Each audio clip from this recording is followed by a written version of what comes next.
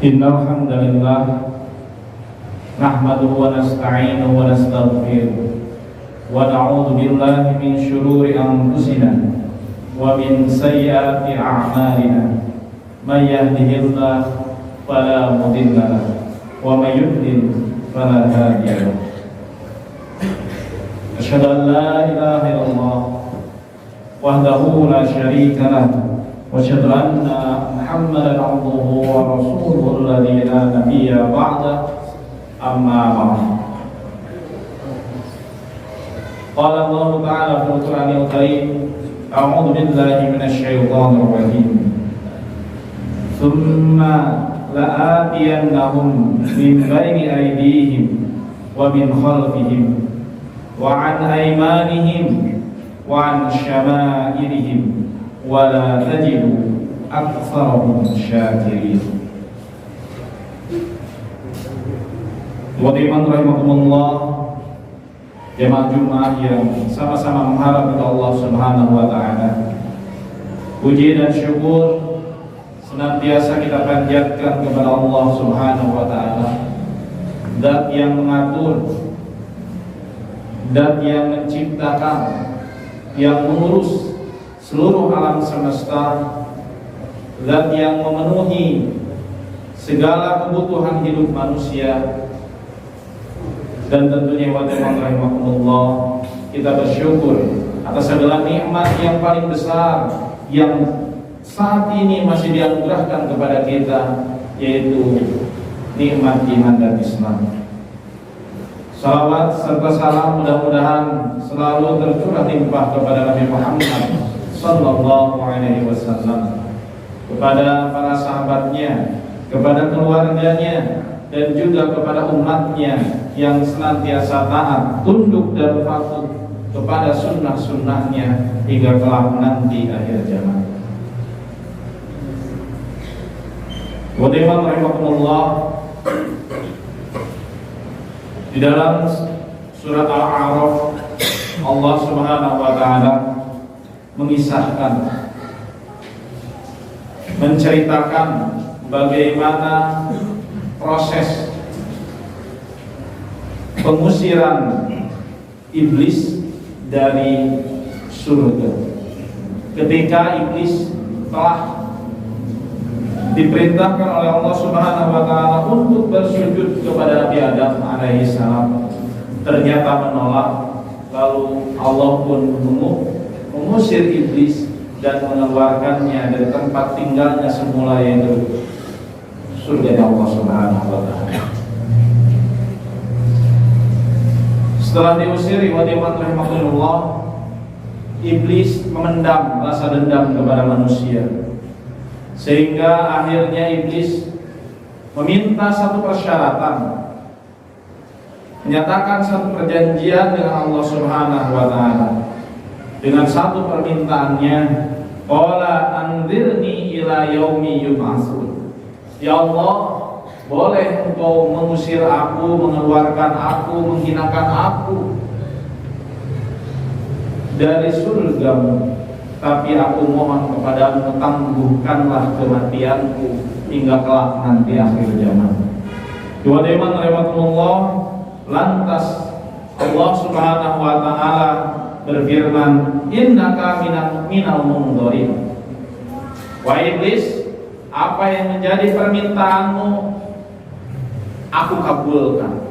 Engkau termasuk makhluk yang aku tangguhkan kematiannya hingga kelak nanti akhir zaman.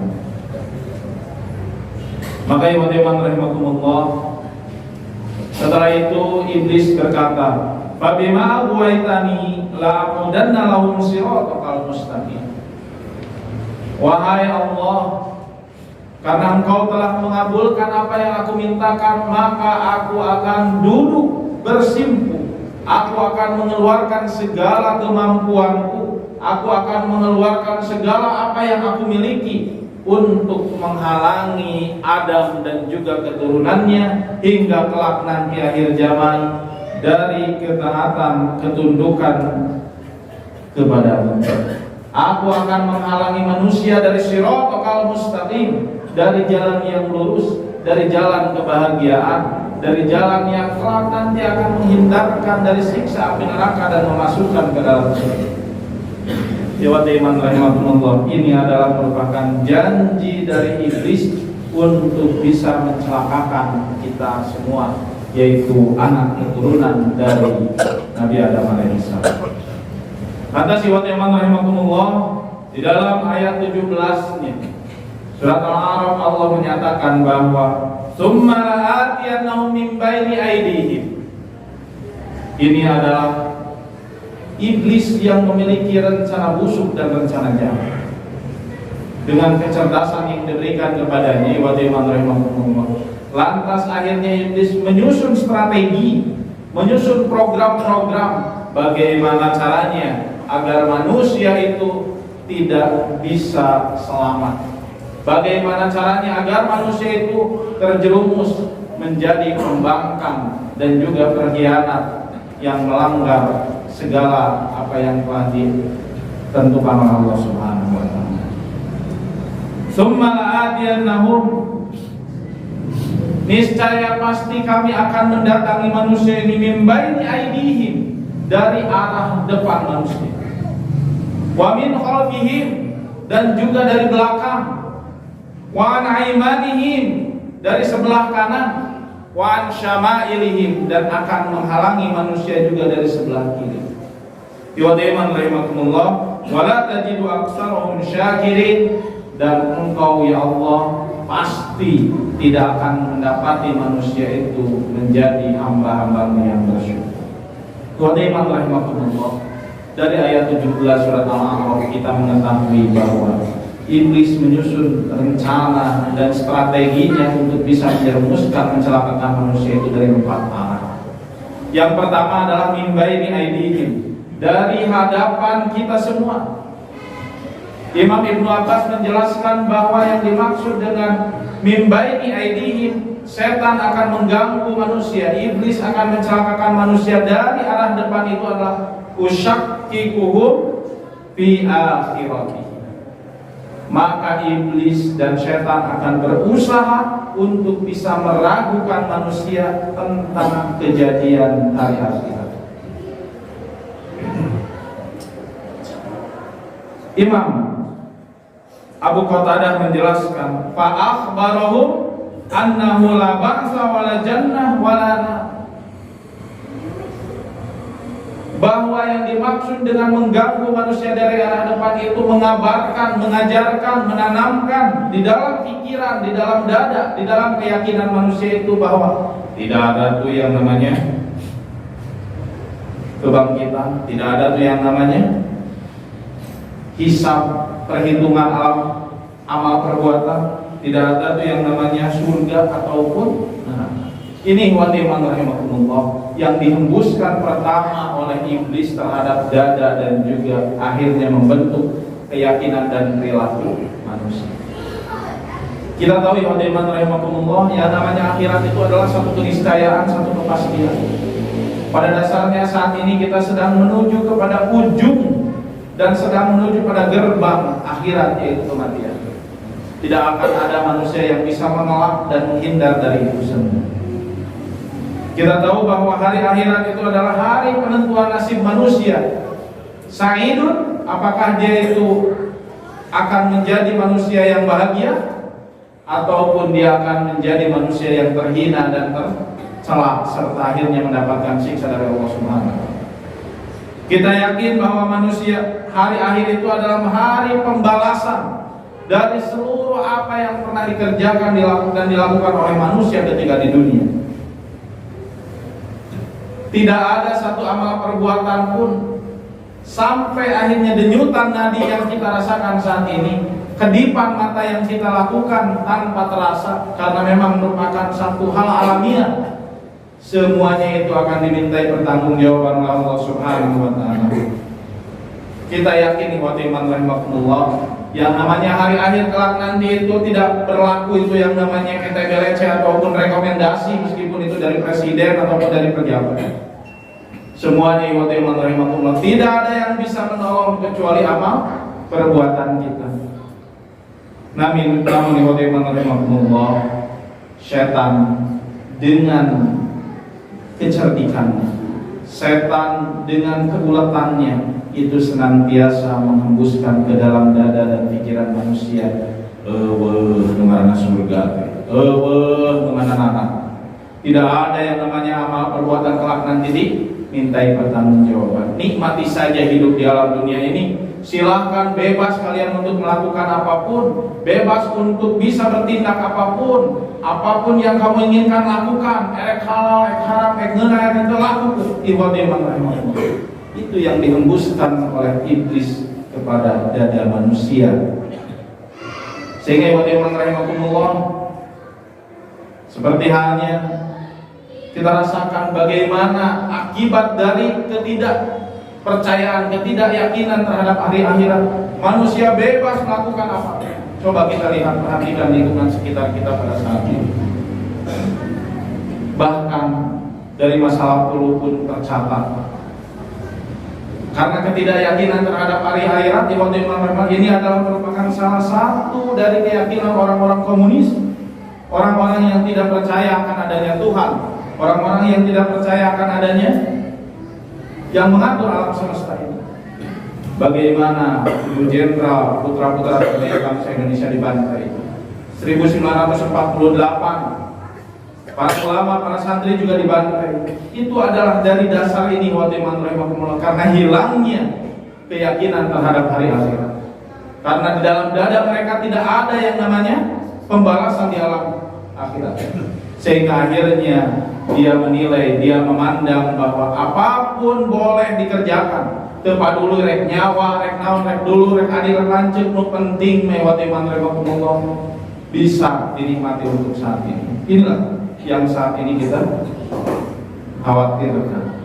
Inilah yang saat ini harus kita waspadai.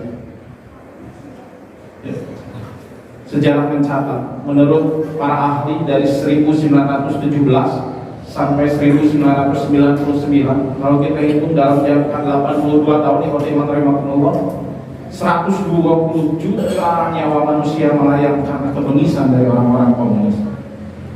Dan ini adalah merupakan satu keberhasilan dari syaitan, memberikan support, memberikan dukungan, memberikan pemahaman bahwa yang namanya hari akhirat itu tidak ada. Min baini aidihim, setan akan mengganggu, akan menjerumuskan manusia pada kecelakaan di dunia dan di akhirat itu dari arah depan mereka. Yang pertama, menurut Imam Ibnu Abbas, itu adalah usyakkikum fi akhiratihim, dihilangkannya keyakinan terhadap hari akhirat, sehingga dia pun bisa melakukan bebas sesuai dengan keinginannya tanpa pernah mempertimbangkan kelak nanti itu akan dimintai pertanggungjawaban. Iwan rahimakumullah.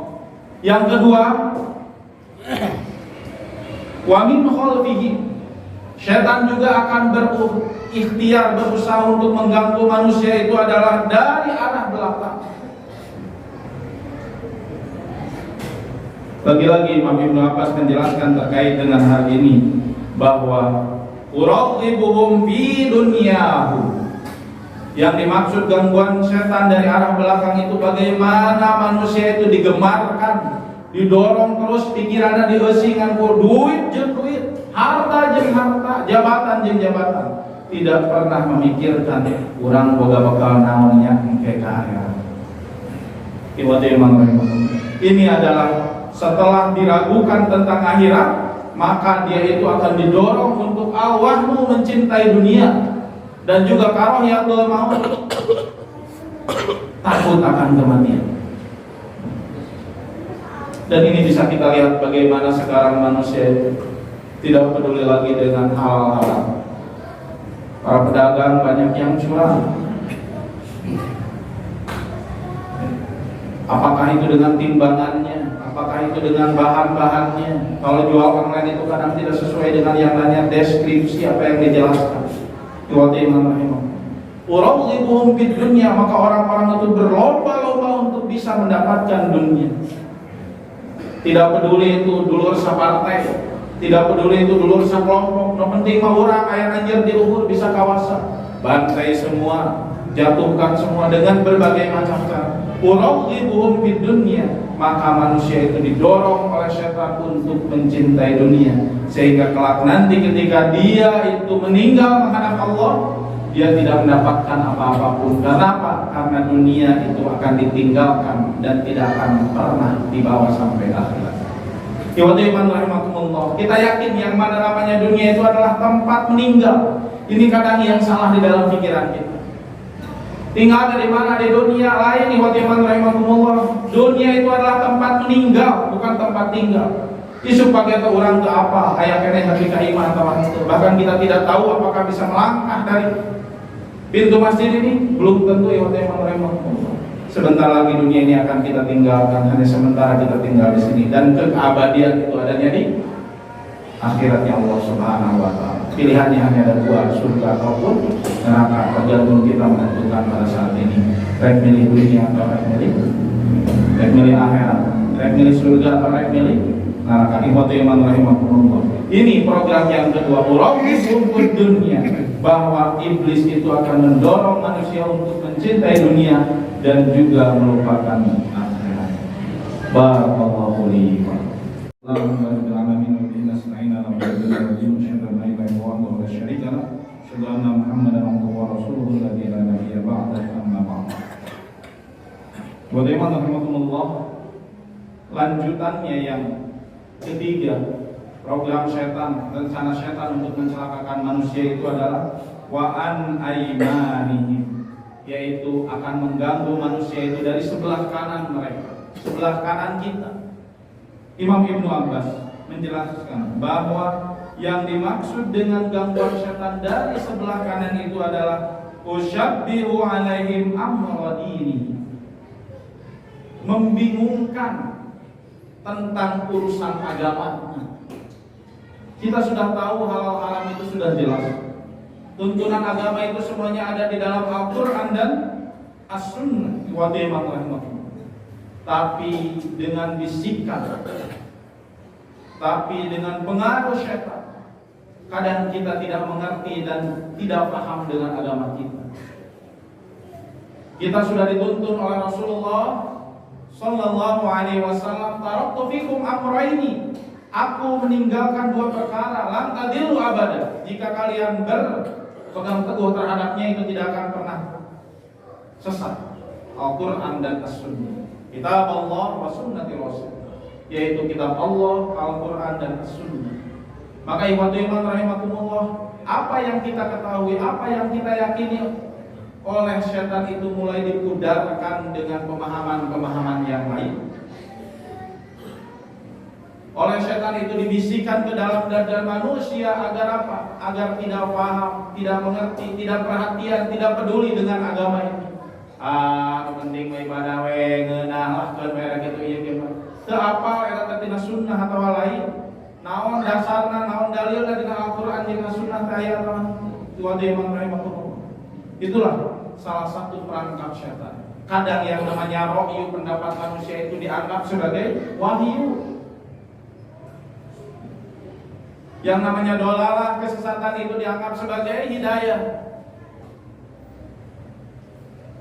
Dan yang namanya budaya itu kadang dianggap sebagai agama, seolah-olah kalau misalkan kita tidak melaksanakan kebiasaan itu akan menjadi satu dosa. Padahal dari sama lain, tuntunan dina agama, itu sunah-sunah acan, tapi seolah-olah menjadi wajib. Iman rahimakumullah, ini adalah merupakan satu perangkap dari syaitan untuk menjerumuskan manusia ke dalam kehinaan.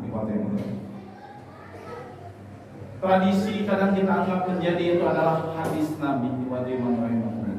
Inilah salah satu di antara hal yang menjadi program syaitan. Dan yang terakhir, iman rahimakumullah, program syaitan ataupun langkah-langkah syaitan untuk mencelakakan manusia itu adalah setelah dari arah depan, dari arah belakang, dari arah kanan, wa an syama'ilihi.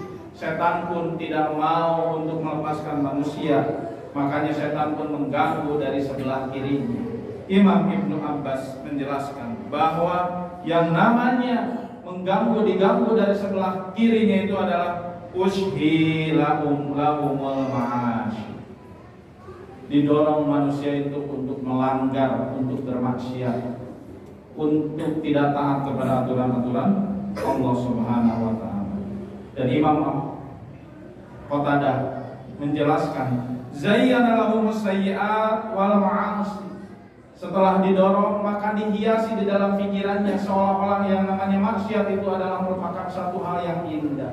Nu ngeunah, nu nikmat karasana.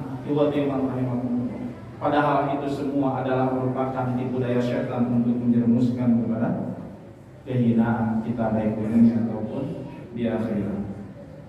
Kita lihat bagaimana para koruptor dengan tidak malu dia melambaikan tangannya. Padahal yang namanya maksiat itu mestinya dia itu mau untuk melakukan itu. Kita lihat bagaimana para perempuan yang tidak menutup aurat, lain kudu nama era manehna tapi malah bangga kali kubatu ini adalah perangkap setan yang makanya tentunya kita harus mempunyai strategi untuk bisa mencegahnya. Dan tiada lain, salah satu strategi untuk mencegah itu adalah bagaimana kita tidak pernah menjauhkan diri yang namanya thalabul ilmi, yaitu menuntut ilmu tentang agama kita, agar kita jauh terhindar dari pengaruh-pengaruh syaitan. Datangan masjid jangan ngaji, tong jauh di tempat ngaji, tong era yang diajar lamun ditakdirkeun aya can bisa maca Quran kema di alam akhirat, di alam kubur poek malah bisa minta tolong ka sasana. Lebih baik malu saat ini, lebih baik mengeluarkan uang berapapun untuk belajar daripada kelak nanti di akhirat kita tidak bisa kembali dan kita tidak bisa meminta pertolongan kepada siapa. Wadiman rahimahumullah, mungkin itu yang dapat disampaikan di dalam penutup khutbah ini. Mari kita berdoa kepada Allah Subhanahu wa taala. Alhamdulillah.